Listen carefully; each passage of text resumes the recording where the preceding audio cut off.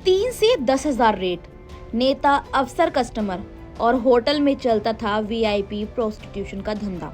जी हाँ, मध्य प्रदेश में बीजेपी नेता ही चला रहे हैं जिस्म का धंधा और अब गिरफ्तार हैं, पार्टी से भी निकाल दिए गए हैं। नाम है अतुल चौरसिया, बीजेपी के जबलपुर महानगर के पूर्व मंडल अध्यक्ष। लेकिन नेतागिरी के पीछे चल रहा था एक घिनौना खेल, सेक्स रैकेट।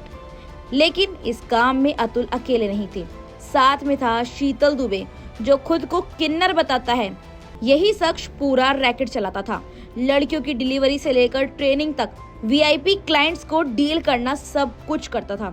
और फिर क्या हुआ? जब पीड़ित लड़कियों के बयान और सबूत सामने आए तो बीजेपी ने फटकार कर चौरसिया को पार्टी से बाहर कर दिया, क्योंकि पार्टी की छवि का सवाल था ये। अब इस मामले की एक एक पॉइंट पर बात करते हैं। इस सेक्स रैकेट को कौन कौन चलाता था? अतुल चौरसिया और शीतल दुबे।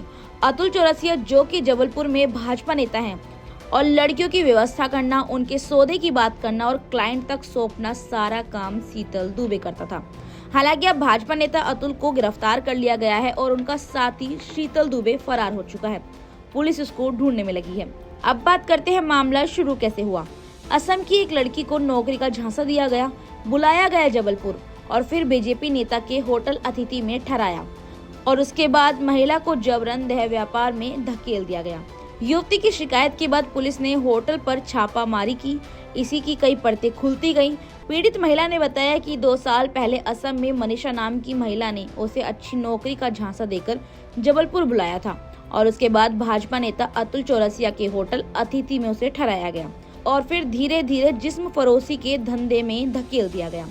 अब बात करते हैं किन राज्यों से मंगाई जाती थी लड़कियां। पीड़ित महिला का आरोप है कि यहां लड़कियां नेताओं और अधिकारियों तक पहुंचाई जाती थी। हर रात अलग अलग गाड़ियों में लोग आते और लड़कियों को उनके कमरों तक पहुंचाया जाता था। सुबह बिना किसी रिकॉर्ड के सभी लोग चले जाते थे। लड़कियों को कोलकाता, असम, झारखंड और छत्तीसगढ़ जैसे राज्यों से लाया जाता था। होटल का स्टाफ भी पूरी तरह इस रैकेट में शामिल है। अधिकतर ग्राहक रसूदार होते थे, जिनके नाम पूछने की इजाजत किसी को भी नहीं होती थी, लेकिन उनके तौर तरीके और गाड़ियों से उनकी पहचान स्पष्ट थी कि वो बड़े नेता नगरी के लोग हैं। अब बात करते हैं कि इन लड़कियों के जिस्म की कीमत कितनी लगाई जाती थी। कस्टमर से 3 से 10,000 तक लिए जाते थे और लड़कियों को मिलते थे सिर्फ 500 से 1,000 रुपए। पूरे सिस्टम में दलालों, होटल संचालक और अन्य कर्मचारियों की मोटी कमाई होती थी और लड़कियों को बंधुआ बनाकर रखा जाता था। होटल में अय्याशी करने आए ग्राहकों को बिना लाइसेंस के शराब भी परोसी जाती थी। अब सबसे बड़ा सवाल आपसे है कि आप अपनी सुरक्षा कैसे करेंगे। नेता बदलते रहेंगे, लेकिन सिस्टम वो हमेशा सेट रहता है। किसी की मजबूरी किसी की कमाई बन जाती है और नेताओं की पार्टी तो तभी हरकत में सामने आती है जब सच्चाई कैमरे पर आ जाती है। अब सवाल आपसे है कि लड़कियों की सुरक्षा कैसे की जाए। जब नेता नगरी की आड़ में लड़कियों का धंधा चलाया जा रहा है तो इससे बचा कैसे जाए। आपकी अपनी जो भी राय हमें कमेंट सेक्शन में जरूर बताएं। धन्यवाद।